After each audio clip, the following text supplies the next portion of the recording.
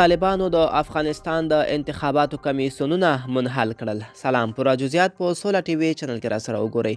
د لاندو او تازه خبرونو لپاره زموږ سوله ټي وي چینل هم دا اوس سبسکرایب کړئ.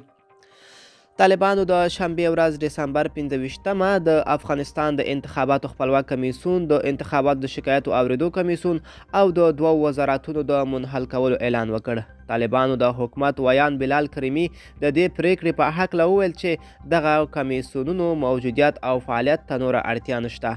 هغه ویلي که هر کله مو د اړتیا احساس وکړ دا کمیسیونونه به بیرته احیا کړو. ښاغلي کریمي وویل چې د دې د دوو کمیسیونونو ترڅنګ د طالبانو حکومت په همدې روانه اونۍ کې د سولې او پارلماني چارو وزارت هم بند کړی دی.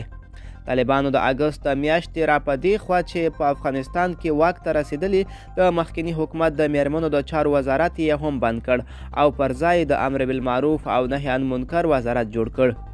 د افغانستان د انتخاباتو د خپلواک کمیسیون پخوانی چارواکو د طالبانو دا پریکړه عاجلانه بللې او ویلي چې ناوړه عواقب به ولري. د دې کمیسیون د پخوانی مشر اورنګزیب د فرانس پریس خبري اژانس ته د طالبانو د پریکړې په هکله وویل که دا تشکیلات موجود نه وي زه سل په سلو کې ډاډه یم چې د افغانستان ستونزه به هیڅکله حل نشي او انتخابات به هم ونه شي. د افغانستان د مخکني حکومت یو بل پخوانی جګپوړی سیاستوال حلیم فدایي بیا وایي چې د طالبانو دا پریکړه ښیي چې هغوی په دیموکراسۍ باور نه لري. ښاغلي فدایي وویل هغوی طالبان د ټولو دیموکراتیکو بنسټونو خلاف دي. هغوی د رایو د لارې نه بلکې د ګیلیو د لارې واک ترلاسه کړی دی.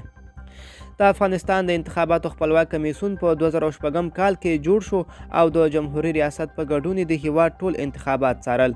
طالبان واک تر رسېدو وړاندې هم د دې کمیسیون په غړیو څو ځله بریدونه وکړل او ګڼ شمېر کارکوونکي یې ووژل. طالبان د همدې روان کال د اګست په میاشت کې په افغانستان کې واک ته رسېدلي خو تر اوسه د نړۍ هیڅ یو هیواد د یا سازمان د هغوی حکومت په رسمیت نه دی پیژندلی. ملګرو، تاسو د طالبانو د دغه پریکړې په اړه څه نظر لرئ؟ که کوم نظر لرئ موږ سره کومنټ کې شریک کړئ. موږ ستاسو کومنټونه خو په غور سره لولو.